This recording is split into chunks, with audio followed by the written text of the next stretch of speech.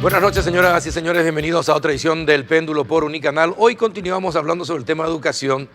El miércoles pasado recuerdan que habían prometido los señores que ya están con nosotros que iban a traer algunas propuestas para tratar de mejorar el sistema educativo, teniendo en cuenta los resultados del SNEPE que dimos a conocer también el miércoles pasado.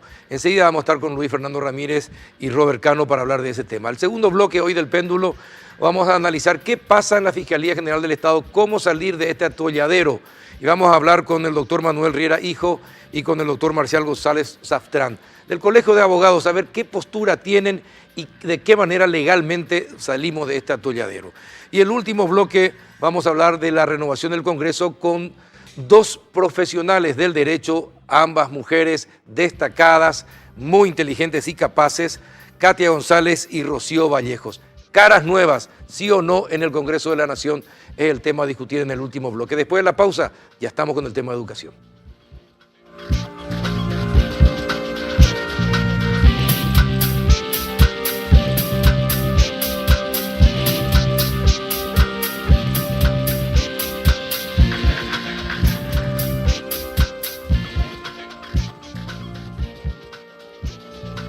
¿Qué tal, Robert Cano? ¿Qué tal? ¿Cómo estás? Muy bien, Carlos, un gusto estar de vuelta por aquí. Gracias por venir nuevamente. Luis Fernando, ¿qué tal? ¿Qué tal, Carlos? ¿Qué tal, Robert? Un gusto compartir con ustedes. Bueno, la semana pasada habíamos mostrado los resultados del SNEPE, los pésimos resultados. ¿Y qué podemos hacer qué podemos implementar en Paraguay para mejorar el nivel de educación? Habíamos contado la historia de Perú, que en 7 años logró una superación increíble de su estadística a nivel de educación. En tercer grado, ¿eh? Sí. ¿Y nosotros qué podemos hacer al respecto? ¿Por dónde podemos comenzar? Bien, bien comentaba Luis Fernando en el anterior programa el hecho de que de hecho tenemos experiencias exitosas en planes piloto. Sí. El desafío está en universalizar eso, porque esos planes piloto ya tienen en cuenta la realidad local, tienen en cuenta un montón de factores que son propios de Paraguay, han sido evaluados y han dado muy buenos resultados de aprendizaje. A pesar de que en el contexto a veces no ayuda, los resultados han sido positivos. Yo creo que ese es el momento en que Paraguay tiene que tomar la decisión de llevar adelante esos planes a escala. Sé que va a requerir un esfuerzo importante logístico y de recursos, pero vale la pena hacer el esfuerzo porque realmente los resultados ameritan hacer ese gran paso. Sí, definitivamente. ¿Y qué más? No, y hay programas ya bien definidos, ¿verdad? Para el área de lectoescritura, para el área de matemáticas, para el área de ciencias también. Para esas áreas que son los pilares sobre los cuales se desarrolla el resto de las disciplinas, tenemos programas ya bien estudiados, bien probados, que debemos dar ya el paso siguiente, llevar a escala. Esta semana, en los primeros días de la semana estaba leyendo un informe de Francia, que Francia propone nuevamente volver a los dictados, volver a la lectura oral y hacer las competencias en las clases para la lectura, ¿verdad? Volver en muchas cosas, volver al sistema nuestro, ¿verdad? Por decirlo así. Cuando nosotros estábamos en el colegio, cuando competíamos por ver quién leía mejor, cómo expresarse mejor, etcétera, etcétera. Es decir, una vuelta otra vez porque se dan cuenta que el actual sistema educativo, así como se está realizando, no resulta todo lo efectivo que debería ser. Claro que no resulta. Y ahí la verdad que es un caso espectacular entrar en eso para ver qué es lo que hoy necesita un joven y cuáles son lo que se llaman estas competencias del siglo XXI, ¿verdad? Donde definitivamente yo creo que hay que tener en cuenta que el mundo cambió. O sea, leer y escribir hoy no tiene la dificultad que tenía hace 20 años. Hoy un niño que está medianamente en un contexto estimulado llega prácticamente leyendo a la escuela en un contexto estimulado. Sí. Ahora tenemos que ver Paraguay y analizar. Paraguay no podemos homogeneizar. No hay una sola escuela en Paraguay. Como mínimo hay 3 escuelas. La rural, la del interior de capitales y la del, digamos, central, que otra vez hay alguna diversidad. Entonces, primero tenemos que tener programas adecuados a la realidad regional y local. Y por primera vez en la historia, después de 72 años con la Carta Orgánica, se crea un cargo que es el director general departamental, que es el encargado, representante del ministro en la zona, para que la educación se adecue a la región. Eso significa a lo mejor un horario diferente, un tiempo diferente, un calendario diferente, que esté acorde a lo que se produce. Eso es lo que tenemos que también introducir. Es decir, modificar un poco la infraestructura de cómo asistimos y de cómo organizamos la educación, poniendo como centro las escuelas. Y ahí los programas que hay que universalizar y que hay que lograr que esos sean a una escala más considerable que el plan piloto. Lo otro es importante es entender que el maestro es el centro, es el eje, pero el maestro, la estructura que tenemos para formarle al docente es una estructura muy larga y poco efectiva. Es decir, por eso me gusta el programa Leo Pienso, porque hace 2 en 1. Por ejemplo, tiene videos, tiene audios, tiene libros. Entonces el maestro pone el audio, porque a veces el maestro tiene también dificultades del lenguaje. El maestro a veces no pronuncia, a veces no está entrenado, no está preparado. Eso suple. Y a la vez que el maestro va practicando y aprendiendo, el alumno también lo va haciendo. Es decir, hacemos 2 en 1. ¿Por qué? Porque necesitamos en algunas zonas tutorías y mentorazgo. Es decir, hay que estar al lado del maestro en el aula para mostrarle. Porque si va, por ejemplo, a la capacitación y se habla sobre, y yo no digo que no hay que hacer, pero no es productivo en el día a día, la filosofía de la educación, las reformas, los nuevos paradigmas, qué lindo los paradigmas, llega al aula y no sabe qué hacer. No necesitamos más esa capacitación, necesitamos estar al lado del maestro y decirle, no, así vamos a hacer, mira, para un sector que es justo el que rinde más bajo. Ahí nosotros tenemos que poner nuestro apuntalamiento, nuestros dinteles, nuestra mejor gente tiene que estar ahí. La mejor gente tiene que estar ahí, sí.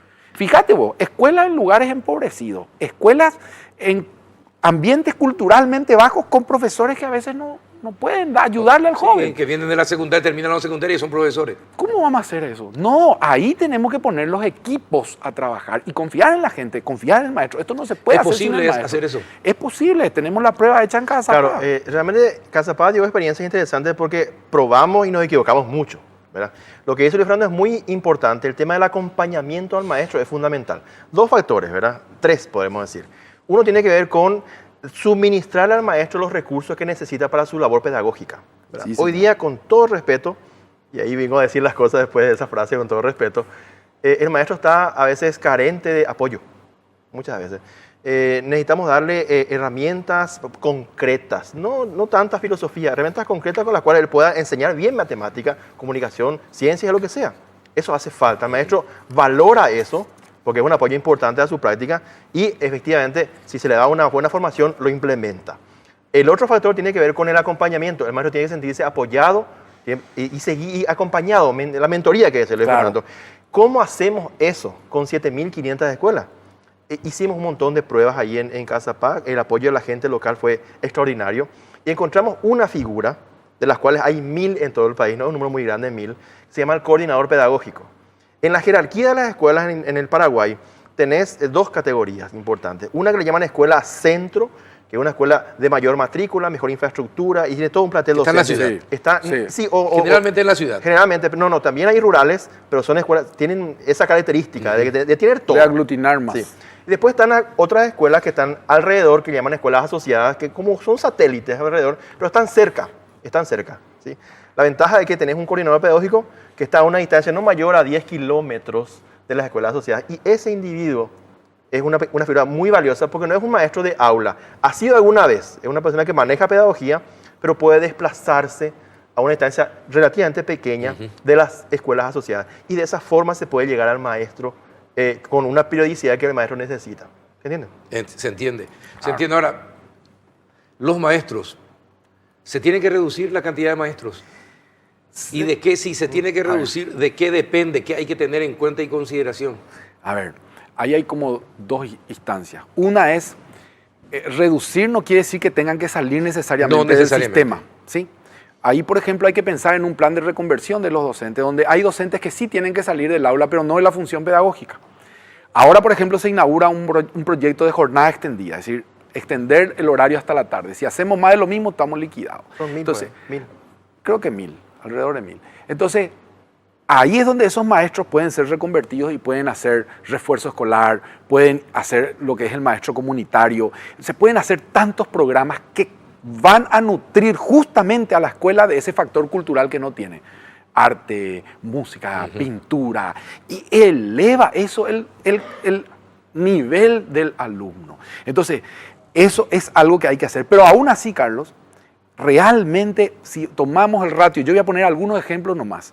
En Asunción hay 148.021 alumnos y hay 13.181 docentes. Si hacemos un ratio y dividimos un docente por cada 25 Esto es con el RUE, alumnos. esto es el informe del Esto RUE. es antes del RUE. Antes del RUE. Ahora podemos, quizás es más preciso, pero son datos oficiales. Sí, sí, perfecto. Si tomamos un ratio de 25 alumnos por docente, necesitamos 5.921 docentes en Capital, en Asunción. Es decir, ¿cuántos están sobrando ahí? 5.179. ¿La mitad? 5.179. Quiere decir que yo tengo para reconvertir Sí. esos 5.179 y para hacer un plan, pero a eso hay que sumarle que 2.081 se van a jubilar. Entonces, ahí hay un punto importante que es la jubilación, y nos decía Robert, jubilación y recambio. Ese es un hito importante, pero yo tengo de esos 5.171 que están ahí sobrantes, 2.000 y pocos que se van a jubilar y tengo 3.000 que tengo que reubicar. O sea, tenemos fuerza. ¿Qué quiere decir eso? Tenemos que tener un plan renovado de la capacitación, tenemos que renovar los institutos de formación docente. ¿Y los docentes saben, entienden esa situación o como siempre ponen resistencias? No, yo creo que aquí falta más trabajo con los docentes Falta en general. más trabajo. Con los gremios hay que sentarse a trabajar con ellos. Esto no se puede hacer sin ellos. Con ellos hay que sentarse y trabajar con los gremios y llevarle de a poco a este entendimiento, porque si no, finalmente el sistema va a colapsar y va a perjudicar a todos. Entonces, esto realmente sentarnos a hablar de esto nos conviene a todos, pero si se va a hacer algo con los docentes, no puede ser a espaldas de los docentes. No, tiene que ser con los docentes. Sí, sin ninguna y duda. con los institutos de formación docente que están ya esperando esta renovación. Porque ¿qué pasa aquí? La capacitación hoy es generalista, le capacitamos en todo, por lo tanto en nada. Nosotros decimos, vamos a especializar a los institutos, que haya uno, por ejemplo, en Guairá, especializado en lenguaje. Todo el que quiera conocer lo último que hay en lenguaje en el mundo, viene a Guairá. Ahí se va. Y después se va a su instituto de formación docente, por ejemplo, de Cazapá, pero ahí ya le hacen la tutoría y el mentorazgo. Entonces vamos a tener especialización y algunos IFD para la continuidad y el día a día, ¿verdad? Ahora, está bien. Genial, me encanta. Pero yo le pregunto a ustedes dos que tienen trato con los docentes, ¿cómo convencerlos cuando un porcentaje importante de los gremios docentes en lo único que piensan es en su salario, no en su capacitación? Porque la capacitación que siempre han tenido han sido hechos por ellos mismos. Y para muchos líderes sindicales fue un negocio hacer la capacitación docente. Se iban un sábado, mediodía o un día entero, se iban media hora, en realidad figuraban como, y ya tenían su cartoncito de la capacitación. ¿Cómo convencer de que se plieguen a este proyecto gente que piensa solamente en el dinero como factor principal de su formación docente y que cree que la capacitación es punitiva? Yo creo que la situación habrá sido así en el pasado, pero está cambiando. Está cambiando. Hoy te cuento. Es bueno saber eso. Sí, hoy en estas vacaciones, en pleno mes de enero, y es algo ya un hito, la Gobernación de Central, uno de los gremios docentes, creo que es la OTEP, ¿verdad? Y la Universidad Católica, ¿verdad? Están haciendo jornadas de formación de maestros en Central. Y cada año que pasa, es mayor la cantidad de maestros que destinan su tiempo en sus vacaciones a formarse. Esa conciencia yo creo que está primando dentro de lo que es el estamento docente. Bueno, pero fíjate que hace poco nomás, durante estas elecciones, ¿cómo se llama este sindicalista? Silvio Piris, ¿verdad? Él decía no a la capacitación porque es una cuestión punitiva. ¿Cómo No, era la evaluación, La evaluación. Habrá dicho evaluación, no. Mira, no yo creo que también hay pasos que como sociedad vamos dando. Uno de ellos, después de 16 años se va a instalar la carrera docente. Sí. Ese es un hito importante. Y ahí estamos todos de acuerdo. Y entraron todos y firmamos todos y vamos para adelante. Perfecto. Ese es un punto importante porque va a haber carrera docente. Al instalar la carrera, todos los nuevos y los que quieran adherirse, entran en ese sistema, no ya del cartoncito y el mérito a través de un cartón, sino a través de otros sistemas de evaluación que no son solamente tomarle un examen para castigarle y sacarle el sistema. No es así.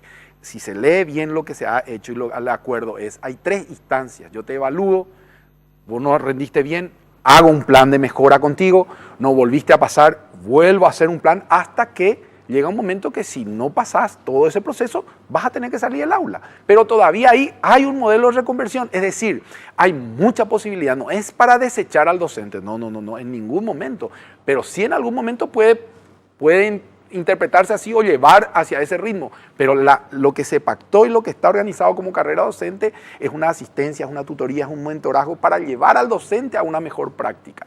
Ese es el aval que tenemos como sociedad y lo que nosotros como sociedad tenemos que ponernos a mirar y de alguna manera a juzgar y a exigir es el cumplimiento de esa carrera docente. Es el cumplimiento de eso que hemos pactado como sociedad y que todos estamos de acuerdo. Pero también hay algún hecho importante, es decir, yo creo que es también un tiempo renovado en donde el docente entró a la universidad, por ejemplo. Sí. Ahora se capacitaron Sí, en la sí, universidad. sí. ¿Y qué quiere decir eso? Que los institutos, no. Le pudimos dar, por ejemplo, a los docentes que vinieron de las mejores universidades europeas, Francia, España, vinieron acá y están trabajando con nuestros docentes en territorio. Es un hecho histórico en la formación y en la capacitación del docente. Estamos haciendo pequeños pasos, todavía no son suficientes. ¿Por qué no son suficientes? Porque no son consistentes, no se mantienen en el tiempo al lado del docente. Ahora, si mantenemos estos proyectos y estos programas, financiados por ejemplo por el FEI, y se mantienen en el tiempo, porque ese es otro punto. Ahí va a tener impacto. La financiación en el presupuesto general era cero para capacitación docente, Carlos, cero. ¿Cómo vos vas a avanzar en un país donde es cero la capacitación del docente y es la clave? Entonces, ahora estamos financiando y estamos haciendo que los maestros vengan, que vengan a la capital, que entren a la universidad, que vengan profesores de Europa.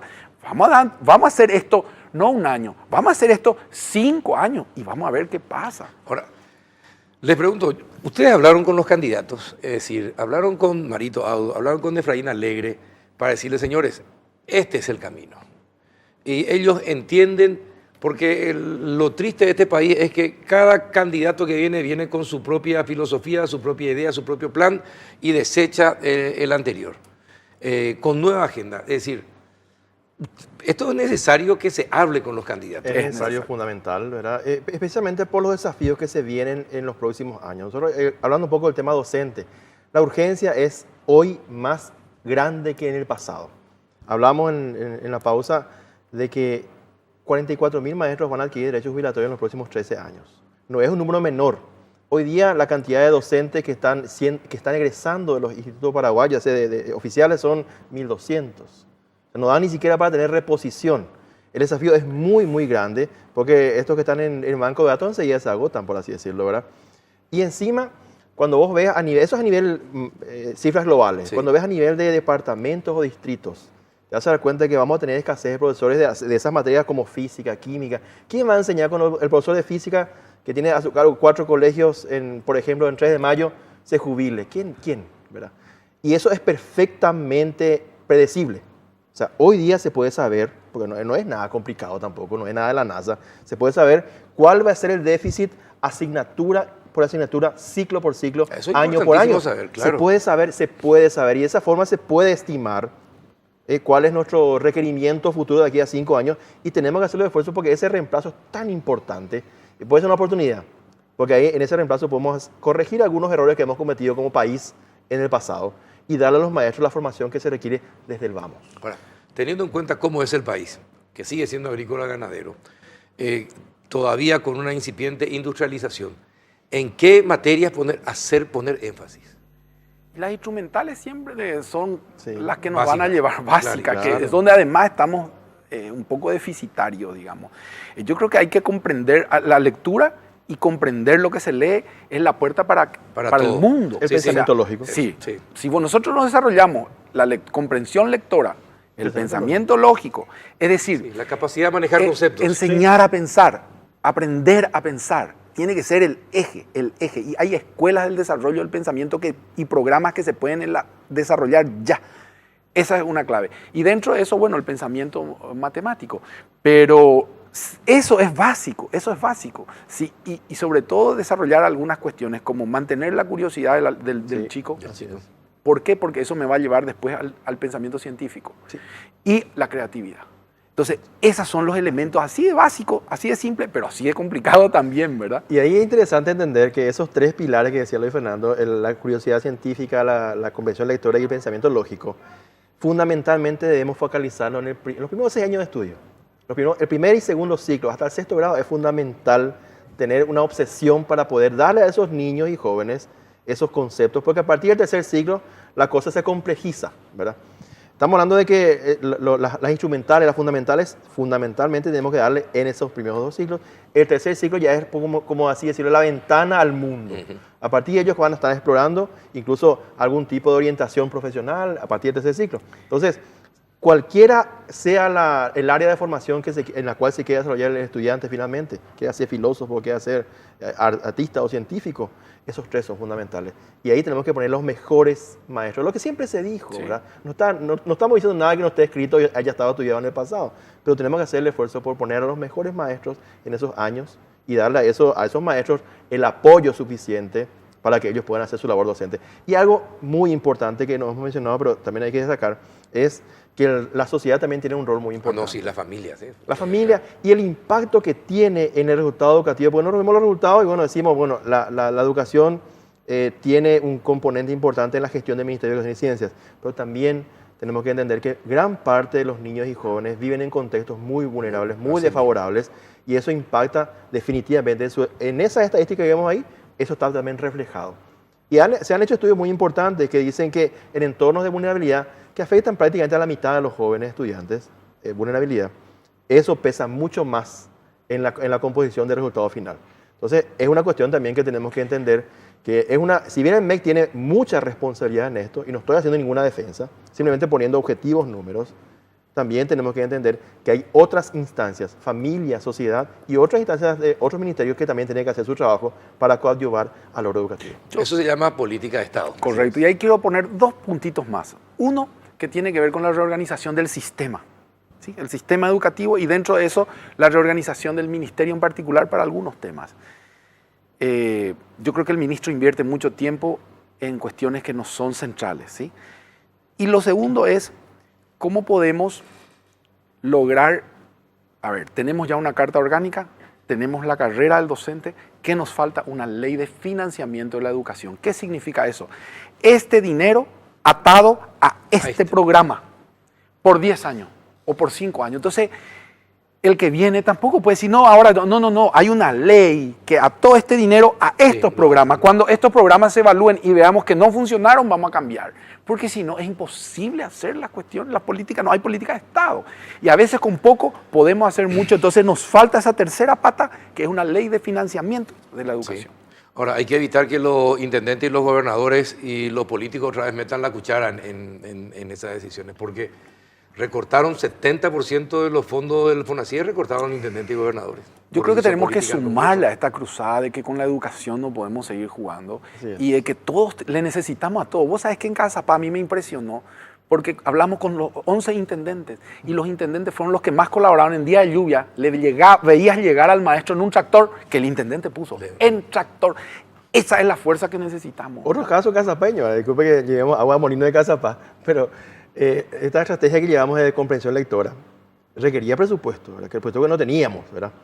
9 cooperativas en Cazapá se pusieron las pilas y pusieron, no es una expresión de deseo, pusieron recursos, no se le pide plata, queremos 9.000 cuadernillos para los chicos por 2 años, se pusieron. Y hoy día, por primera vez en ese periodo, vamos a comenzar las clases en este febrero con los cuadernillos listos para los chicos. Qué bueno. Eso es un Eso ejemplo es compromiso social. Sí, Eso es compromiso social. Y la educación es una responsabilidad de todos. De todos, Y eso es lo que definitivamente. tenemos que entender. Si el intendente sigue jugando de vivo, entre comillas, y creyendo que se hace el vivo porque desvió la plata de la educación, se está condenando. Él y le está condenando a su ciudad. Eso tenemos que empezar a decir y a entender con más fuerza a todos los ciudadanos. Del momento que esta sociedad apoya la educación, es muy rentable políticamente apoyar la educación también. O sea, hay una cuestión allí. Totalmente. Exacto. Totalmente. Es rentable, pero también tenemos que acabar con la impunidad. Es decir, 1 o 2 que vayan presos, pero bien comprobados por hechos delictivos. Los otros van a cuidarse también. También. ¿Verdad? Y entonces, eso también va a hacer que el control social sea efectivo. Que la gente vea que cuando le controla a su intendente o a su gobernador, hay sanciones. Porque de lo contrario, vivimos en el reino de la impunidad y ese es el peor legado que podemos tener. Mucho daño, mucho daño. Yo comparto que la impunidad es uno de los las peores plagas que tenemos porque eso fomenta la corrupción. Claro. Y la corrupción es la madre de todos los deterioros. Pero también una vía, y no descalifico, es al contrario, también una vía es la de los buenos resultados. Cuando una sociedad, cuando una ciudad, cuando una gobernación se siente orgullosa de los resultados que tuvo su gente, de ahí le va a costar moverse al intendente, le va a costar al otro gobernador. Si no, yo ahora no voy a apoyar este programa, le van a quemar, le van a incendiar, porque la sociedad casapeña se siente orgullosa de sus chicos. Hay un ejemplo, es un método también positivo. Que es tangible, que yo admiro todo lo que decía Luis Fernando, porque es un sueño. Los resultados también contagian. Atirá, cierto. 30 años atrás, Atirá, con todo respeto, era una ciudad tan sucia como cualquier ciudad de Paraguay. Sí. Feliciano hizo trabajo de hormiga. Cuando Atirá tiene su primer logro, un año antes que Feliciano salga, de ser considerado la ciudad sustentable, algo así, el orgullo que tuvo el atireño fue tan contagiante que después entre ellos se autocontrolaban y eso perduró. O sea, la identidad de Atirá hoy día es la ciudad más limpia. Qué lindo sería que sea la ciudad mejor en tal o tal disciplina paraguaya. Bueno, se me fue el tiempo nuevamente. Esto es apasionante. Uno quisiera tener todo el día para charlar, pero ya están mis otros invitados también y tenemos otro tema peliagudo. ¿Cómo solucionamos el caso del fiscal general del Estado? ¿Qué salida se le puede dar? Bueno, gracias Luis Fernando. Gracias Carlos, gracias, al contrario. Gracias Robert. A vos de vuelta. Y vamos a estar hablando de otros proyectos que podamos presentar, incluso al Congreso todos juntos. Así será. Bueno, un abrazo señores. Gracias. A la vuelta de la pausa, los doctores Manuel Riera y Marcial González Astrán. Ya volvemos.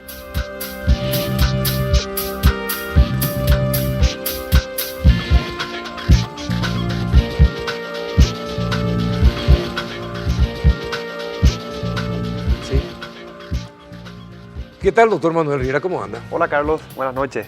Gracias muy bien por venir. No, a vos por invitarme, como siempre. No, por favor, un tema muy interesante. Aparte, me recomendaron su nombre. Me dijeron, tiene que ir Manuel Riera. Si no se va Manuel Riera, va a ser aburrido tu programa. Bueno, listo. Que venga, que venga, que venga. Y después me dijeron, no, pero otro que tiene que ir es Robert González. Sí, esa recomendación es acertada. Sí. La primera no sé, pero la segunda garantizada. ¿Qué tal, doctor Robert? ¿Cómo está? Muy bien, Carlos. Gracias por la invitación y contento de poder participar del programa nuevamente. Bueno, cuéntenme, esto, no sé, es tan raro todo lo que pasa con la Fiscalía, que es una cuestión de hechos consumados donde uno nota que se van violando las leyes y la Constitución, sistemáticamente, y se alargan el tiempo y nadie dice nada, todos aceptan hasta que explota el tema de los audios y esto vuelve más complejo. Ahora tenemos un fiscal que se pidió permiso a sí mismo, ¿verdad? Sale, deja un encargado de despacho, cuando que ya tiene el mandato vencido, para muchos ya es ilegal que sea fiscal general, pero él sigue siendo fiscal general. Los parlamentarios que hacen las leyes lo toman como si fuese fiscal general, salvo algunos, y bueno, y vamos así, pero se puede vivir en un país así. ¿Cómo va a iniciar un juicio político a alguien que tiene mandato vencido para comenzar luego? Claro. Es decir, se puede vivir en un país así, tan débil institucionalmente. Y vivimos ahora mismo. Y se puede, como se está pudiendo, pero le están tocando la oreja a la capacidad de tolerancia ciudadana. Eso es lo que se está pergeñando. O sea, personalmente, y nosotros con Robert hablamos mucho de estas cosas en los tiempos libres y compañía, coincidimos casi en la totalidad de que lo que está ocurriendo es irregular, es ilegal, es inconstitucional, es intolerable, es procesable, ¿verdad? Pero no ves que la persona que debería hacer las cosas las haga. O sea, no ves los fiscales imputando, no ves los denunciantes haciendo la denuncia real, salvo que tomemos ya como una denuncia este programa, por ejemplo, o lo que decía el senador Peta, por ejemplo. Y bueno, los audios generaron una gran sacudida, esta entre otras, y personalmente creo que el sacudón es tan grande que la cuestión ya no pasa por discutir si es irregular o no, sino por dónde empezamos a arreglar. Sí, exactamente. ¿Y por dónde podríamos comenzar? ¿Cómo hacemos para arreglar este entuerto? Definitivamente es un problema muy complejo y se puede ser abordado desde diversas perspectivas. Como decía Manuel, solemos conversar y celebrar incluso que una de esas aproximaciones, acaso la más importante, tiene relación con la indignación ciudadana. Es decir, digamos que uno de los tantos presupuestos para que el sistema democrático pueda funcionar tiene que ver con que se puedan activar los filtros que están más allá del esquema punitivo del Estado, que están más allá del Poder Judicial para que para que la gente entienda. Y en ese sentido la participación ciudadana es importante.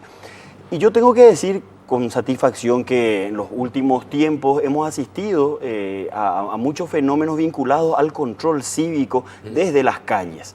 Y en la medida que esos filtros puedan activarse, ya no le va a resultar tan fácil a la clase política salvar a sus secuaces, salvar a las personas con las que tienen compromiso de poder, compromiso económico. Y esa es la forma, en alguna medida, de darle vitalidad a la democracia. Es decir, activar los filtros de manera tal a que se entienda que la presunción de inocencia, por ejemplo, no puede servir de caballo de Troya para apañar a corruptos o a personas inescrupulosas que están ocupando altos cargos de poder. La ciudadanía tiene que entender que la presunción de inocencia es tan solo el límite que el sistema republicano de gobierno le establece a la pretensión punitiva del Estado, lo cual no significa ni mucho menos que las personas sindicadas de manera clarísima en hechos irregulares puedan o deban o tengan el derecho de esperar el fallo firme que resulte de los eventuales juicios para recibir las sanciones sociales. Y en ese sentido es demasiado importante el rol que cumplen también los partidos políticos, Carlos. Es decir, nosotros tenemos una democracia representativa donde el sistema, la Constitución, le asigna a los partidos políticos muchísimo protagonismo. Entonces es hora que aquellos que están llenándose la boca de cambio y de transparencia y que hoy están pugnando ni más ni menos, por ejemplo, para la presidencia de la República, activen esos filtros internos. No tienen, porque sus tribunales de conducta son absolutamente inoperantes. No sirven, es decir, sirven para cumplir lo que dice el estatuto del partido, que hay un tribunal de conducta, ¿verdad? Pero, o para activar y justificar no tomar sanciones políticas con el tema de la presunción de inocencia, ¿verdad? Tarde o temprano los partidos políticos se van a dar cuenta de que el camino está extraviado hace rato. O sea, cualquiera en esta mesa va a coincidir conmigo que la crisis de representatividad está. O sea, nadie acá se siente genuinamente representado por sus autoridades y seguramente quien nos ve coincidirá con nosotros. Entonces, cuando el partido político que digamos es la organización intermedia que está entre el barrio y la autoridad o entre el ciudadano a pie y la autoridad, no canaliza el reclamo genuino para las esferas más altas, naturalmente vos decís, el partido político deja de servir. Síntomas de esto, cuando se planteó el tema de la reelección, creo que se destaparon más de 70.000 firmas falsas. O sea, el partido político tuvo que recurrir a muertos, a gente no registrada cívicamente, a gente que no está en el país, a gente que no realmente usó la firma, a gente a la que no pudo identificar, a gente muerta. O sea, entonces vos decís, hay síntomas de que realmente las personas no ven, ni en los representantes, ni en las organizaciones que, digamos, embanderan esa supuesta intermediación, canales reales para generar los cambios que se reclaman. Los partidos políticos se van a tener que dar cuenta de esto, repito, tarde, cuando ya dejen luego de servir o a tiempo para rectificar un rumbo que para mi gusto está extraviado hace rato, ¿verdad? Ahora, pero tenemos una cultura bastante perversa, donde creemos que el partido político existe para que nos sirvamos del Estado a través del partido político. Miembro de la Corte Suprema de Justicia, el fiscal general del Estado, autoridades de cualquier ministerio o de cualquier ente público consideran, por ejemplo, que el nepotismo es lógico, que es normal, que forma parte de la esencia de la buena dirigencia. Llevar a los amigos, a los amigotes, a las amantes, a las novias, a los familiares, a la función pública. Y si los encargados de castigar estos hechos están en la misma, porque yo hablé alguna vez con un miembro de la Corte Suprema de Justicia reclamándole por qué le tenía a su hijo como autuario. Y porque es personal de confianza, me dijo. ¿Qué mayor persona de confianza que mi propio hijo? Ese es el cosa. Estamos hablando de un miembro de la Corte Suprema de Justicia de la República del Paraguay. Ese fue el discurso de Tuma, ¿verdad? No, pero no era Tuma.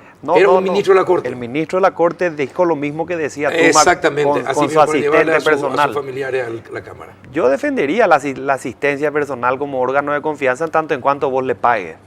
Exacto. Pero le estás pidiendo al país que pague la confianza ajena, ¿verdad? Pero y el tema está ligado a todo lo que estabas tratando en el bloque anterior. Tiene que ver un poco con la educación y un eje transversal para que funcione el sistema democrático es que hagamos un poco de pedagogía constitucional también. Es decir, la gente tiene que entender que aquellas acciones realizadas en la intimidad del hogar no solamente no son dañinas, sino que hasta son valiosas por sí mismas, traspoladas a la escena pública, son plenamente censurables, precisamente porque hay una lógica de la cosa pública que obliga a que entendamos que todas las instituciones públicas están para servir a la ciudadanía, es decir, tienen que funcionar de cara a la gente y de espaldas a quien ejerce el poder circunstancialmente, porque no son feudos, no son nichos de poder como aquí se interpreta. Y ahí de vuelta, Carlos, la importancia de que esa pata coja del sistema que es la sociedad civil relegada justamente por el monopolio de la participación que ejercitan los partidos, pueda cobrar nuevamente protagonismo para entender que la única manera es involucrándonos desde el gremialismo, desde la educación, desde las muchas tentativas que se ven hoy a nivel de opciones electorales de gente extraña o ajena a la política tradicional. Ese es un poco el camino para que lo que pasó en el Parlamento en estos días de nuevamente darle un manto de impunidad a una persona cuya en alguna medida cuya gestión es absolutamente inaceptable o está aplazada, pueda seguir, ¿verdad? Ahora, bueno, volvemos a la pregunta del principio. ¿Cómo se soluciona legalmente este tema de Díaz Verón? Mandato vencido, el Senado que no decide y se pide permiso a sí mismo, nepotismo en su gestión, es decir, ¿cómo se soluciona este tema del representante nuestro ante el sistema de justicia? Si me permitís, quiero tirarle sal gruesa a la herida del televidente. Sí. Yo leí por esas cosas de agarrar un libro, encontré tirado por ahí, que hay una diferencia entre lo que decía en el bloque anterior de ser docente con respecto al de ser educador. Uh-huh. Porque parecería ser, y esto es, Robert va a saber porque es idea de Sabater, el docente enseña dentro de un esquema estructurado de reglas, el educador trasciende las reglas y te da una amplitud distinta que inclusive te permite escribir nuevas. Yo creo que un programa de televisión como este educa. Esa es la intención. Acá no hay docentes, acá las ideas educan y le permite a quien nos ve aprender cosas no propias del sistema, porque el sistema nos te enseña luego esto, pues. Por eso dura. Uh-huh. Por eso se mantiene. Díaz Verón es un funcionario público. Y subrayo el nario público. Porque así como él es funcionario, él es recipiendario, él es destinatario de una función. Y esa función es pública porque es para vos, es para mí y es para todos ustedes. Eso hace que sea público. La persona que es digamos, recibidora de una función para todos, vino y se tiene que ir. Este país creo que muestra desde que la Constitución es vigente que no quiere que las personas se queden de vuelta. Sí. La reelección acá está en cualquier plato menos el de la mesa del paraguayo. Acá no se come reelecciones. No se come, genera arcada. Entonces, si el fiscal se quiere quedar como ya quiso, y la terna del sistema le puso dentro como ya se hizo, sin explicarnos por qué. Porque no sabemos todavía los resultados de la elección, seguimos esperando los resultados del Consejo y del criterio de selección. Está clarísimo cómo la ciudadanía reaccionó ante aquello a lo que le indigesta, lo que le molesta. Entonces, ese señor estuvo como candidato y miembro de esa terna postulada en el consejo directivo del Colegio de Abogados, delante de mí, delante de él y delante del resto, a decirnos que justamente cosas como estas se iban a evitar y no las evita. En programas anteriores contigo inclusive llegamos a decir que estamos en presencia de una suerte de lavallato paraguayo. Y el fiscal general del Estado, de facto, está en Cancún, cuando tiene la oportunidad histórica para, si quiere, permitirnos una suerte de antiácido, a ver si le terminamos de querer a la figura, ¿verdad?, que representa él. Pero ni aún así.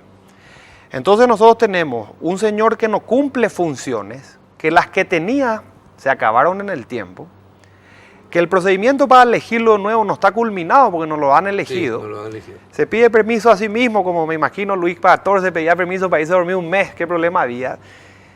Y además, el órgano político que debería castigar por un criterio de representatividad su actuación no lo hace. Entonces, nosotros tenemos a los gritos un senador denunciando estas cosas, no hay un solo fiscal que haga, digamos, eco de una acción penal pública clarísima. Nosotros tenemos una Cámara de Diputados que a lo mejor por estrategias políticas planteó un tema quizá inoportuno, y nosotros tenemos una ciudadanía que está cada vez con mayor hartazgo respecto a este tipo de comidas. Entonces, la sal gruesa que yo le quiero tirar al televidente es esa. No hay que comer estas cosas. No hay que comer este sistema. Hay otros mejores. Hay comidas mejores. Hay opciones mejores que esta. Si Díaz Verón no se va, la Fiscalía General del Estado va a continuar con una persona de facto irregular porque no está en las reglas, ilegal porque no está en la ley, inconstitucional porque no está en la Constitución. Si no lo saca al Congreso, la representatividad del Congreso va a estar más dañada. Y el sistema democrático representativo más también. Dañado, sí. Y si los fiscales no reaccionan, el sistema republicano también del órgano punitivo que decía Robert. No tiene otra lógica. ¿Por qué este señor le pegaba en la calle al policía que le intentó parar en la barrera la última vez? Por eso es. ¿Por qué la policía está en la calle ligando socos de ciudadanos o está llevando el traje a la tintorería? ¿Por qué las Fuerzas Armadas y las Fuerzas Policiales son pegadas, matadas en el campo y llevan trajes a la tintorería? ¿Dónde está el espíritu de cuerpo que te enseñaban en la CIMEFOR? Yo soy de la CIMEFOR. Ese tipo de cosas hay que cambiar, ¿verdad? Y cambia, si no desde adentro, desde fuera. Y cambian sobre todo, perdón, que te interrumpas, cambian a partir de que la clase política que ejerce representación, es decir, el Parlamento, tome nota de la importancia de enviar a la ciudadanía mensajes saludables, mensajes que son inherentes al funcionamiento de la democracia. Y en ese sentido, Díaz Verón debió haber recibido el mensaje de que por definición misma la República nace como un antídoto contra toda forma de poder concentrado. Sí. Consecuentemente, una persona cuyo mandato ya se ha cumplido no tiene nada que hacer ahí. Y es más, en el propio organigrama de la estructura de cualquier institución se tienen pensados los mecanismos de recambio cuando suceden estas cosas, de manera tal a que el mensaje a la ciudadanía llegue de forma clara. Es decir, hoy el mensaje es que con tal de generar alianzas de cara a una elección o con tal de que esta persona que eventualmente con la cual pactamos impunidad por algunas cuestiones que todavía no han salido a la luz, no nos pueda comprometer, entonces le salvamos. Hay un gesto político para marcar nomás la importancia de los gestos para construir ciudadanía, para hacer pedagogía constitucional, que lo dio Nelson Mandela cuando la sociedad sudafricana absolutamente dividida tiene que enfrentar ese proceso de democratización en alguna medida, y a él le exigían que despliegue una suerte de política de odio hacia aquellos que habían oprimido a la sociedad. Y él, lejos de seguir esa lógica, aparece en el estadio, en un partido en el Mundial de Rugby, con la camiseta de la selección. Y ese pequeño gesto simbólico permitió que la sociedad entendiera por dónde tienen que ir las cosas. Bueno, aquí no hace falta ni siquiera llegar a esos extremos, es simplemente mostrarle a la sociedad, a la ciudadanía, que esta persona no podía seguir en el cargo. y el juicio político era una brillante oportunidad porque es una herramienta que además la historia reciente de nuestro país demuestra que cuando quiere ser utilizada, se utiliza, pero en 18 horas. Claro. Entonces ese nivel de incoherencia o esos mensajes... Ahora, pero más allá de que no correspondía, era una salida del juicio político. Absolutamente. Y era porque una cuestión de hecho se modifica con otros hechos. Con otra cuestión de hecho. Sí, claro. ¿Qué ibas a hacer? Mientras tanto, estamos hablando siempre de sanciones políticas, es perderle la confianza a un tipo que se suponía debía cumplir bien sus cargos o sus funciones y después dejó de cumplirlo, lo empezó a cumplir Así mal. no podemos ser tan puristas entonces. Y lo que pasa es que Hay que ser más práctico. Es que no Hay que tenemos ser más margen práctico. en determinada situación. No te quedaba. Y eso tiene que ver también con la lógica del sistema. En la República todo es política, Carlos. Por eso esa intención de muchos que en alguna medida tienen una mirada más conservadora de separar lo jurídico de lo político es falaz. En la política, en la República, la política es como el aire que respiramos. Entonces, los mensajes tienen que llegar. Lo ideal es que se hagan por los mecanismos claramente establecidos. Pero en un escenario tan contaminado como este, donde hay tantos intereses y donde claramente la clase política está jugando un partido muy distinto al de la ciudadanía o al de la construcción, era una salida a la del juicio político. ¿Qué solución le damos cuando no respetamos nuestro propio contrato? El contrato que firmamos, que son las leyes y la Constitución. ¿Cuál es la salida? Mira, yo diría lo siguiente, ¿verdad? La salida que nos queda es que quienes seguimos respetando el contrato, para utilizar la metáfora, Sí. insistamos en su cumplimiento, porque el cumplimiento de ese contrato requiere una mínima mayoría que lo siga reconociendo como norma de conducta, o cambiamos el contrato. Exacto. ¿Verdad?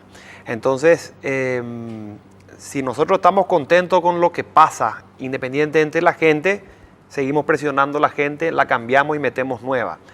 Si no nos gusta ni la gente ni el contrato que los deja ahí, se va a terminar cambiando todo. Y si se termina cambiando todo, puede venir pacífica o violentamente. Exacto. Que es un poco lo que a mí me preocupa, no tanto cuál es la salida, sino cuál es el riesgo. Exacto. Y el riesgo es que toquemos fondo y se socaven los cimientos mismos de la estructura y pasemos al modelo Venezuela, por ejemplo, que no tenía ni por asomo todos los problemas que hoy tenemos y llegaron a lo que llegaron. Así que nosotros no tenemos que seguir subestimando. ¿Ustedes creen que estamos a ese nivel? ¿Vamos camino a ese tipo de colisión si no tomamos las decisiones correctas? Mira, lo único que yo puedo decir es, yo no tengo, digamos, el nivel de información suficiente o de formación suficiente para decir esto va a ocurrir. Pero creo que hay historia Sí. paraguaya por un lado Recientes. y regional suficiente para mostrarnos que es un riesgo, porque ustedes saben, en Argentina se arma un cacerolazo y acá empezamos a pegar la cacerola igualmente. Se quema una cubierta y acá quemamos una cubierta. O sea, nosotros vemos hoy en día lo que ocurre en Siria, en Buenos Aires, en Nueva York y en Caguazú al mismo tiempo. Es cuestión de que el modelo se tome nomás. Lo que nosotros no podemos ver es que te lustren en la cara con tanta indignación como el Fernández Lippmann, ese que hasta hoy me sigue molestando, el que tal partner, eso es indignante. O sea, no es la ilicitud, es con la tranquilidad y con la ligereza, Con la casi desfachatez. con la Con la sorna, con la desfachatez. burla, Así con la mismo. que además te presumen el ilícito. Así mismo. Entonces, yo creo que nosotros vamos a poder seguir presionando para que estos tipos vayan presos, pero si la presión no termina apresando a nadie, van a haber socos en la calle. Va a terminar saliendo por la indignidad se manifiesta, como le pasó a ese conductor con el policía, o quemando tractores, o quemando cubiertas. Y uno no puede querer eso. Entonces nosotros pareceríamos que defendemos el sistema, pero realmente lo que queremos defender es la institución. Y si la institución vale la pena, digamos, como defendida en un contrato en el que seguimos creyendo, hay que presionar para que Díaz Verón se vaya. Sí o sí. Y hay otro factor, creo yo que incluso muy objetivo, para entender el peligro de no tomar nota y no corregir el rumbo, por ejemplo, espejándonos en países como Venezuela. Y tiene que ver con los indicadores, con las cifras oficiales que hoy podemos manejar respecto al índice de desarrollo humano. A mí no me gustan mucho las estadísticas por esto que decía Bernard Shaw, que la estadística es la forma que tiene el gobierno de decirme que si mi vecino tiene un coche y yo no tengo ninguno, los dos tenemos uno.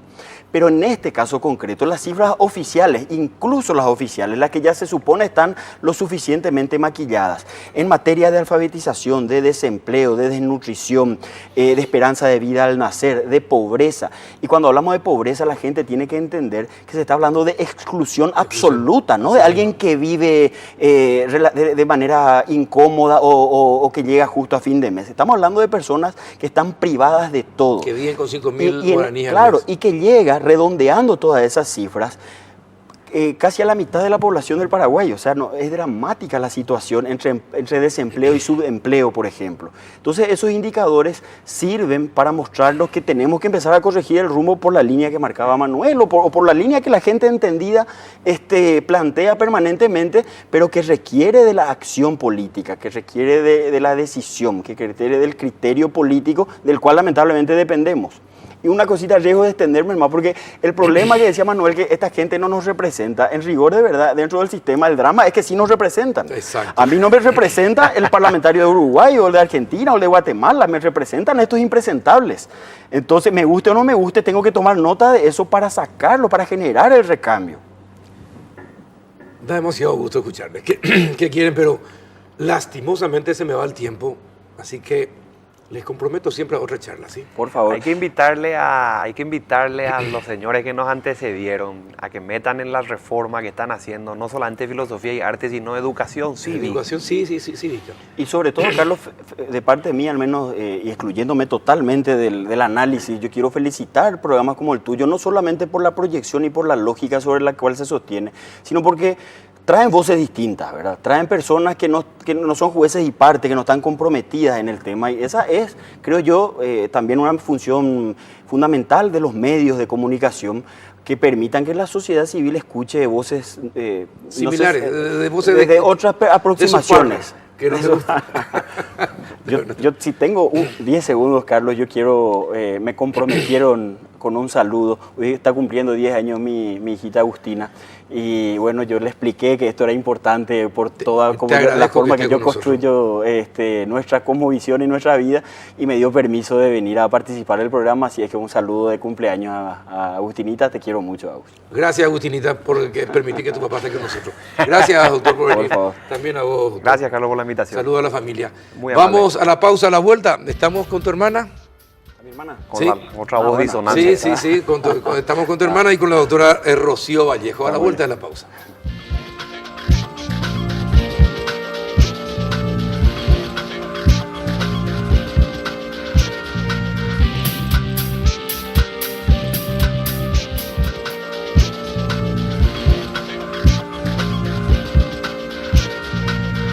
¿Qué tal, doctora Rocío Vallejo? ¿Cómo está? Buenas noches, Carlos, a la audiencia. Muchas gracias por la invitación. No, gracias por venir. ¿Qué tal, doctora Katia González? ¿Cómo estás? Carlos, Rocío, a la gente que nos está escuchando, súper bien. Bueno, les agradezco a las dos. Yo sé que tienen muchos compromisos, incluso compromisos sociales así con amigas del alma, pero están acá. Les tengo que agradecer eso, ¿verdad? No es fácil, así que les agradezco. Pero les convoqué porque ustedes son candidatos, son caras nuevas dentro de todo este menú para las elecciones del 22 de abril próximo, de candidatos, de candidaturas. Entonces le dije, vamos a invitarle a la gente nueva, gente que venga y nos hable de sus proyectos, que la gente conozca por qué se presentan, por qué entran en la política, por qué salen de esa comodidad de estar en el sector privado, en el sector público, con buenos trabajos, y se meten en algo que para muchos es muy turbio, como es la política, y más todavía en el Parlamento. Así que, doctora, ¿por qué decidiste? Bueno, Carlos, yo tengo 14 años de función pública entre Ministerio Público y Dirección General de Migraciones, Dirección Nacional de Aduanas. Hace casi 5 años que estoy en la profesión, y estando en el sector privado yo reafirmo mi vocación de servicio público. ¿Por qué? Porque está comprobado que desde una gestión pública, si tiene la decisión de realizar cambios, de hacer bien las cosas, las puede hacer.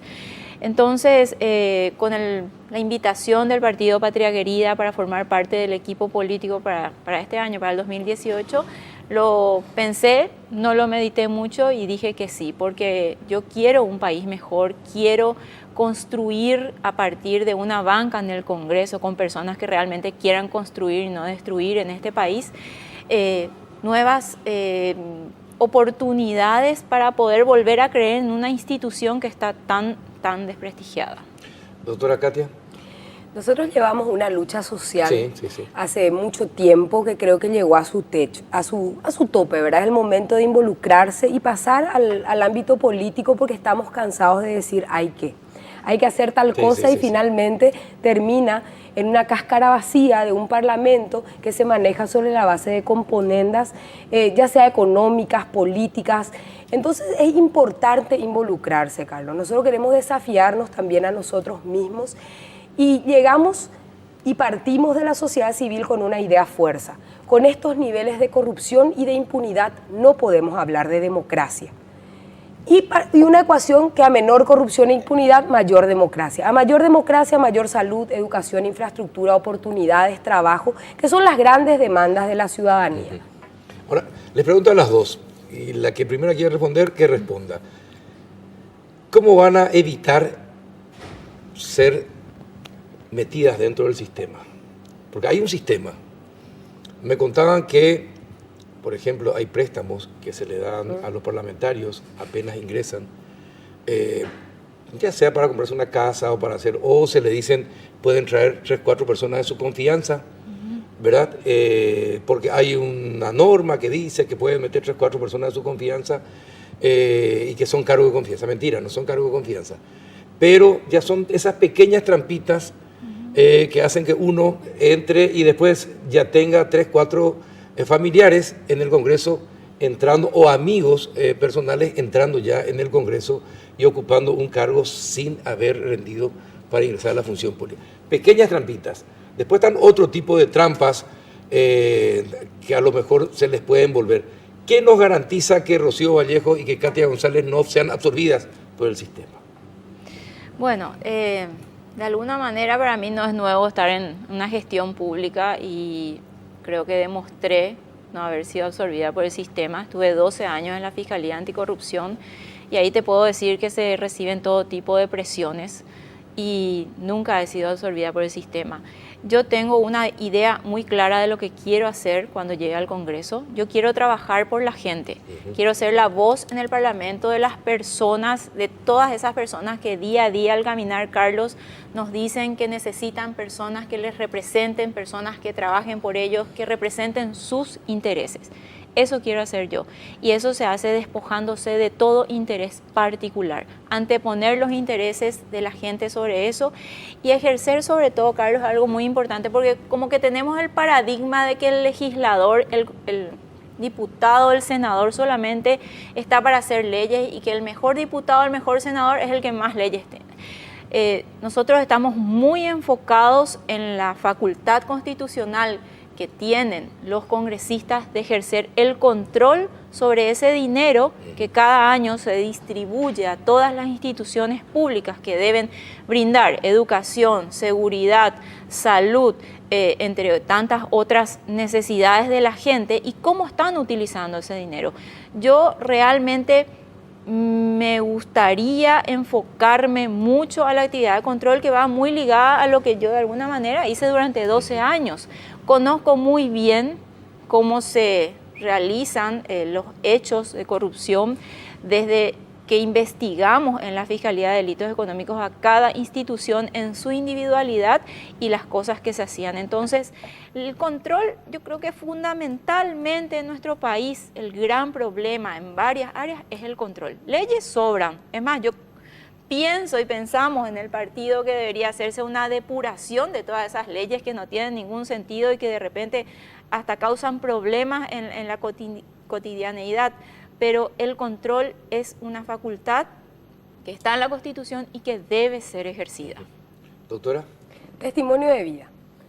Testimonio de vida que avala, digamos, de que nosotros, yo lo quiero ser, yo ya soy.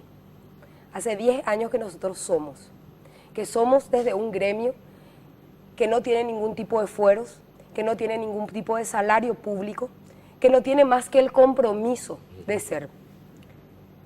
nosotros fuimos el gremio que le denunció a grandes tapas de diario y empezamos a decir que esas crónicas periodísticas tendrían que materializarse en denuncias concretas contra personas que hicieron muchísimo daño a nuestra institucionalidad. Si nosotros sin tener un cargo público, si nosotros sin tener un salario público asumimos este compromiso, vamos a redoblar porque nuestro tiempo ya no va a estar atado a una actividad particular. Fuimos el gremio que le denunció al rector, que le ocasionó un daño terrible a Unano Tecalles. Somos el gremio que le denunció al Contralor General de la República y la última gran denuncia. Hoy no estaríamos hablando de la destitución de Javier Díaz Verón si es que la Coordinadora de Abogados del Paraguay no tomaba esa crónica periodística, esa investigación que hablaba de tráfico de influencias y de enriquecimiento ilícito. Nosotros no queremos ser, nosotros somos hace 10 años y eso es lo que vamos a llevar en el Parlamento. Porque es fácil y cómodo cuando uno tiene un salario, cuando uno está en la gestión pública, decir, bueno, es nuestra obligación, no más luego. Mucho más difícil es asumir un compromiso desde la sociedad civil y llevarlo adelante por tanto tiempo, a pesar de las amenazas, a pesar de las extorsiones, a pesar de un cúmulo de situaciones que se dieron en esta década. Entonces, coincidimos en el punto, lo más importante que un parlamentario tiene que hacer es controlar, abrir las puertas a la sociedad civil y nosotros lo venimos haciendo hace 10 años, en las plazas, en las calles, con la gente, tocando corazones y sentimientos. Me encanta que hablen del control y la necesidad de control. Ustedes saben cómo se maneja el dinero público, cómo se dilapida el dinero público y cómo se protegen entre ellos. Cómo se protegen entre ellos para que nadie sea castigado, ¿verdad? En el tema FONACIDE, una cantidad impresionante de plata que debería ir para lo más sagrado que tiene un país, que es la educación de sus chicos, se dilapidó. Pero no hay un solo intendente o gobernador que haya sido ni siquiera llamado al orden o la atención por las cámaras del Congreso. ¿Verdad? Me encanta que quieran llevar hacia el control sus funciones principales. Ahora, ¿cómo van a hacer, cómo se puede hacer cuando pueden ser minoría? Y cuando se pierda en las votaciones, se pierda contra las grandes corporaciones partidarias, por ejemplo. ¿Cómo van a actuar? Yo creo que una cuestión muy importante al renovar el Congreso y llegando personas diferentes a las que están hoy, porque vemos que muchas listas se repiten y van a estar los mismos, es que vamos a poder informar a la ciudadanía de lo que está pasando. Si uno detecta, y existe específicamente la Comisión de Control de Cuentas, si esa comisión detecta y se piden informes y existe una irregularidad y no existe una mayoría, la ciudadanía igual se va a enterar, cosas que ahora no se está enterando. Entonces, hoy sabemos que los medios de comunicación son fundamentales para que las personas se enteren. Entonces, a través de la gestión, a través de conocer cuál es la situación, y me encanta que toques el tema de FONACIDE, porque vemos constantemente o escuchamos, el otro día estuve en una localidad, en un distrito, me dice una maestra, nosotros hasta la tiza tenemos que comprar. Entonces, se cae el techo de la escuela, no pudimos dar clases o no se iniciaron las clases o estamos bajo un riesgo constante porque el techo de la escuela no se arregla. Entonces, ¿qué está pasando? ¿Vos sabías, Carlos, que los legisladores tienen online la ejecución del presupuesto? Sí. Y bueno, entonces si yo estoy viendo y me voy a un distrito, como me fui y me dice, se cerraron 5 dispensarios porque tal institución no le pagó a los médicos, y como legisladora, como diputada, recibo esa denuncia, porque hoy puedo canalizarla, puedo conocer qué está padeciendo la gente, pero cuando sea diputada voy a volver a esos lugares, tomar esa inquietud y ver qué está pasando. Si a esa institución se le transfirió el dinero para pagarle a los médicos, ¿por qué no le están pagando a los médicos? Para mí es fundamental el control de nuestro dinero, Carlos. Finalmente del dinero nuestro, del dinero nuestro. Y algo muy importante también que nosotros llevaremos como proyecto es de individualizar la gran cantidad de gastos superfluos que existen en el presupuesto nacional, general de la nación. No podemos darnos lujos como recepciones faraónicas cuando tenemos niños sin escuela, cuando no tenemos el problema principal en Central ahora de que probablemente este año los chicos no tengan la merienda escolar ni el almuerzo escolar por no pago. ¿Y qué leemos nosotros en los medios de comunicación? Que Hacienda dice que transfirió y la Gobernación dice que no recibió. ¿Viste vos algún senador o diputado que haya tomado el punto y haya dicho, bueno, ¿quién está mintiendo acá? Esos miles de niños de Central, que Central es un departamento que está en emergencia nacional en todos los sentidos, y ahora con la amenaza de que los niños queden sin la merienda escolar y sin el desayuno escolar, la leche, que son a lo mejor los alimentos. El único alimento de la mañana o de la tarde. Exactamente. Así Entonces, mismo. y eso luego se traslada lógicamente a su desarrollo en todos los ámbitos. Hasta hoy no cobran los de la Cámara no cobran, de la hace leche. creo que 3 años. Hace exactamente 3 años. Bueno, retomando tu pregunta, Sí. porque tu pregunta fue cómo construir mayoría siendo absoluta minoría. Nosotros lo hicimos. No, la posibilidad, Hay una prueba. porque ¿verdad? pueden ser mayoría Claro, también, ¿eh? Podemos ser también Sí. mayoría. En primer lugar, tenemos que establecer esa alianza estratégica que ya lo hemos experimentado desde la sociedad civil. Cuando el desafuero de Víctor Bogado no fue aprobado por sus pares, salimos a las calles. Esa conexión ciudadana que nosotros mantenemos hace muchísimo tiempo, a mí no me va a permitir justamente, porque yo soy una de ellos, porque yo siempre estuve en las plazas, porque nosotros nos reconocemos, poder convocar a la ciudadanía ante cada acto de injusticia, porque sentir la injusticia y hacerla verbo y carne para traducirla posteriormente en un ferviente control y escrutinio de la gestión de los parlamentarios va a ser clave en este periodo parlamentario. O si no, nos vamos a quedar en teoría y en discurso. Y ahí somos todos buenos y ahí somos todos iguales. A la hora de hacer es el problema. Y ese hacer nosotros venimos experimentando cuestiones que dieron resultados, Carlos, y audiencia, y que vamos a trasladarla en nuestra gestión legislativa. Con respecto a la reelección, ¿están a favor o en contra? Porque se habla, porque el que asuma la presidencia lo va a llevar adelante. La reforma de la Constitución, total o parcial, se va a analizar, pero que la reelección quiere meter. ¿Qué piensan ustedes? Yo creo que el debate debe superar la reelección, Carlos, ¿verdad? Nosotros necesitamos instalar una agenda ciudadana constitucional que rebase absolutamente lo que le interesa a la clase política introducir en una modificación de nuestro pacto político y social. Nosotros necesitamos hablar de educación, necesitamos hablar de salud, necesitamos hablar de políticas públicas y como algo tangencial tal vez podamos revisar la duración de mandatos o alguna innovación, por ejemplo el balotaje, por ejemplo necesitamos solamente una Corte Suprema de Justicia o tal vez sería bueno crear un tribunal constitucional.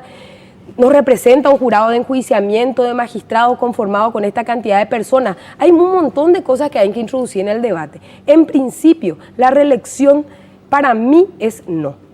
Porque simplemente significa que aquella persona que está en el poder, y hoy nos demuestra eso, la experiencia y la inmadurez de una clase política, que lo único que hace es pasarse de elección tras elección, utilizando todo el aparato del Estado, y lo vimos en las campañas. En la última campaña nosotros advertimos cómo se utilizaron todos los recursos públicos, todos los funcionarios públicos en horario de trabajo, para trabajar por un proyecto partidario, y eso no está bien. Yo creo que la reelección va a contaminar el sistema y va a ser un nuevo foco de corrupción. Doctora. Bueno, la constituyente yo creo que va a ser el tema central Sí. en este periodo, así como tantos otros temas, la elección de 4 nuevos ministros de Corte, así como vamos del nuevo fiscal general del Estado. O sea, la responsabilidad que va a tener el próximo Congreso, Carlos, es fundamental, de ahí que es tan importante la renovación. Lógicamente que la reelección va a estar en la agenda, sin lugar a dudas, es un tema que va a dar lugar a mucho debate, y así como vos decís, el que viene va a querer la reelección, y qué es lo que estamos viendo en los últimos gobiernos, que llegamos al tercer año y entra Y ya la se olvidan de locura. gobernar. Se olvidan de gobernar, y todo el perjuicio que causa eso a todo el país en pos de la reelección. Considero que es un tema que debe ser analizado, no sé si una reelección por un periodo más o alternativa, las diferentes experiencias y ver qué es lo que resulta. Pero hay que reconocer que ese es un problema para el que está en el poder, y al llegar el tercer año, o por decisión de esa persona o por las personas que están alrededor de él, se convierte en el tema principal del país. Y a partir del tercer año dejamos de tener un presidente que está pensando en la reelección. Entonces hay que poner costo-beneficio de esta situación, ver una solución, ver otros modelos, cómo funciona, tiempo. Es un tema que debe ser debatido con la seriedad que corresponde. Pero me respondiste, ¿estás a favor o no de la reelección? Y en estas condiciones y con los argumentos que yo te estoy dando, creo que es un tema que hay que analizarlo profundamente, y si es la solución para que no se vuelva a generar este perjuicio tremendo que se genera a la sociedad porque el que está en el gobierno no puede continuar, estaría a favor de la reelección. Miren, la experiencia nos indica que muchos prometen ingresar solamente 5 años Sí. al poder. Pasó con Hugo Chávez y ustedes saben cuánto se quedó. Pasa con Evo Morales, ustedes saben que va por la 4ª, ¿verdad? Pasa por Maduro, ahora mismo otra vez. Pasó también por el expresidente de Ecuador. Es decir, la reelección es una tentación para perpetuarse en el poder, sobre todo en Latinoamérica, ¿verdad? Entonces, habría que analizar correctamente cómo, porque si es aceptable o si seguimos por los próximos 20 años así, Sí. sin reelección. Pero yo creo, Carlos, en ese punto que de haber una constituyente se debe redactar las normas de forma muy Sí, clara, sí. que no den a las interpretaciones que hasta un poco chistosas en algunos casos que se dieron con relación a las disposiciones de la Constitución actual. Es decir, tomar el tema con la seriedad que corresponde, y si se va a decidir por una reelección, hacerlo con las normas bien claras. Ahí está el gran desafío, que las normas sean claras y que no den lugar a las perpetuaciones en el poder a través de artimañas jurídicas o de interpretaciones que no van con el espíritu de los congresistas. Es un tema muy amplio, es un tema que debe ser debatido y va a ser el tema principal en una constituyente. Ahora, ustedes van a ser parlamentarias, pueden ser parlamentarias. Me gustaría que sean parlamentarias. Las dos. Si yo tuviera que votar, votaría por las dos, tengo que votar por una. Ya vamos a ver. Pero me gustaría que estuvieran en el Parlamento. El tema es, hay que equilibrar también la balanza. Hoy día, a pesar de que no es parlamentarista la República, así como la diseñamos, el Parlamento tiene demasiado poder y muchas veces por encima del Ejecutivo. ¿Piensan nivelar, equilibrar el tema? Estamos hablando de la actual composición, Sí, no de de la la futura. no, Porque de la actual función del Parlamento. Yo sueño debatir un tema, un Parlamento unicameral inclusive, ¿verdad? O sea, que nosotros necesitamos reformar muchas cosas, gobernaciones, juntas departamentales. Porque hoy el Parlamento mucha tiene más poder que el estructura, Ejecutivo. ¿verdad? ¿Verdad? ¿En qué sentido, verdad? Acá lo que tenemos es partidos de gobierno. Yo no creo que tengamos demasiados diputados ni senadores en este país. Yo lo que creo es que tenemos personas que ingresan con objetivos absolutamente claros de rapiñar el bien común. O sea que claro que en estas condiciones, por eso es que el debate que propone Rocío, ese debate serio, ¿a quién le vamos a pedir? Yo le tengo miedo a una reforma constitucional. ¿A quién le vamos a pedir que debata seriamente en un país inmaduro, en un país que ha demostrado que todavía no es capaz de comportarse desde las esferas políticas con un mínimo de ética y de principios? Entonces, con esta misma lógica, nosotros vemos hoy un parlamento que lo que hace es extorsionar por cupos, hasta por cupos de combustible extorsionan, ¿verdad? O sea que tenemos gente que se vende por muy poco, ¿verdad? Si nosotros empezamos justamente a transformar y a apostar por personas diferentes, vamos a obtener probablemente resultados, porque la Constitución habla de un sistema de control y de equilibrio entre poderes, que no se cumple. Por eso te digo, nosotros tenemos un ejecutivo, tenemos un parlamento conformado por personas que no apuestan realmente a la república, a fortalecer la cosa pública. Entonces, por eso tenemos estos problemas en donde se convierten las mayorías y minorías. Vimos que nosotros, un parlamento que por mayoría quiso violar la Constitución, a ese límite estamos llegando. Entonces, son situaciones que hay que pensar. Carlos, yo creo que el día yo confío, yo no pierdo la esperanza de que las personas que ojalá llegue a diputados, que comiencen a apostar al país y que dejen de lado sus intereses personales para anteponer los intereses de la ciudadanía. y comiencen a ejercer las facultades que tienen. Vuelvo al tema del control. Esa es una facultad que va a permitir evitar varias desigualdades y va a permitir también detectar varios hechos de corrupción en las instituciones. Hablando del control, y para las 2, y ya me quedan 3 minutos. Sí. Hoy día el Parlamento hace el presupuesto. Sí. El Ejecutivo elabora, pero el que realmente hace el presupuesto es el Parlamento. Sí. ¿Ustedes están de acuerdo con la actual forma de elaborar el presupuesto general de gasto de la nación, que es la ley más importante de un país, o el Parlamento debe tener solamente la función de aceptar o rechazar sin modificar el presupuesto del Ejecutivo?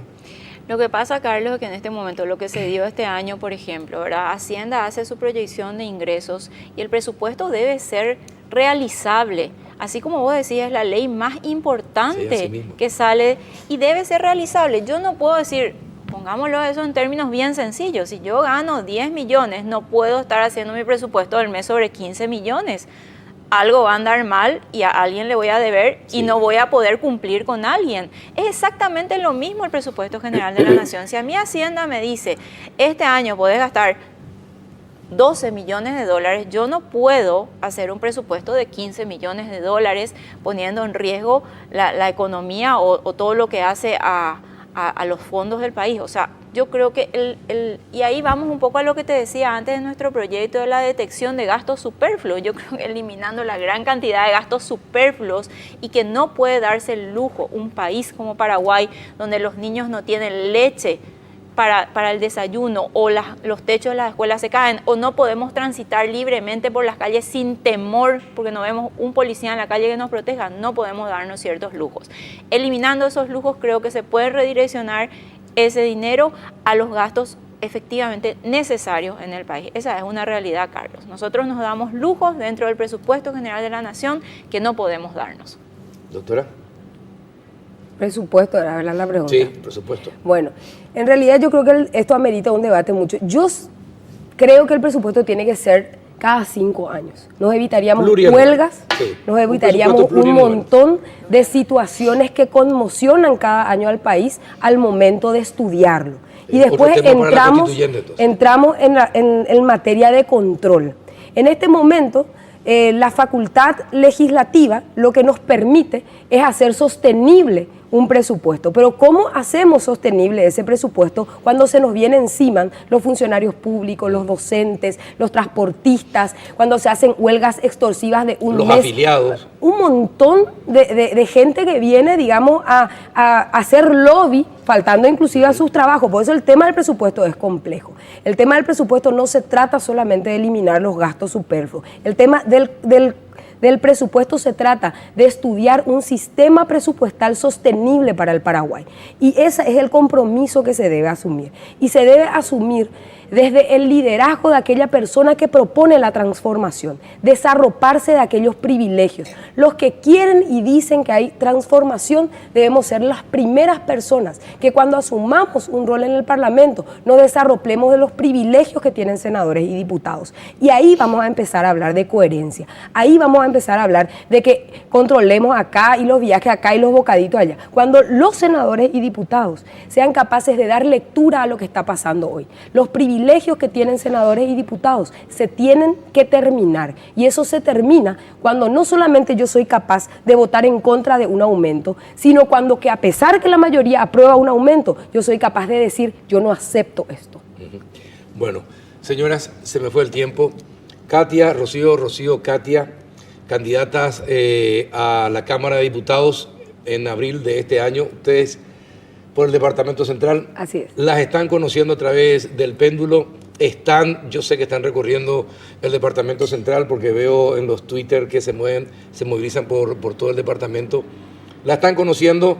Bueno, espero que lleguen. Realmente las conozco, sé que son profesionales, son jóvenes mujeres, tienen ganas y deseos de mejorar este país. Y ojalá con personas como ustedes se pueda hacer. Gracias por venir a este programa. No, por favor, Carlos. Y hay que decirlo ahora, yo soy candidata por el Partido Encuentro Nacional. Amarillo 9. Sí. Bueno, de muchas Patria gracias, Querida. Carlos, a la audiencia que nos estuvo siguiendo. Sí, yo estoy por el partido Patria Querida y queremos renovar el Congreso. Estamos con la gente, estamos hablando con la gente y creemos que esa es la manera de poder conocer sus inquietudes y llevar su voz al Parlamento. Y nosotros somos de Unicanal y nos reencontramos el próximo miércoles. Hasta entonces.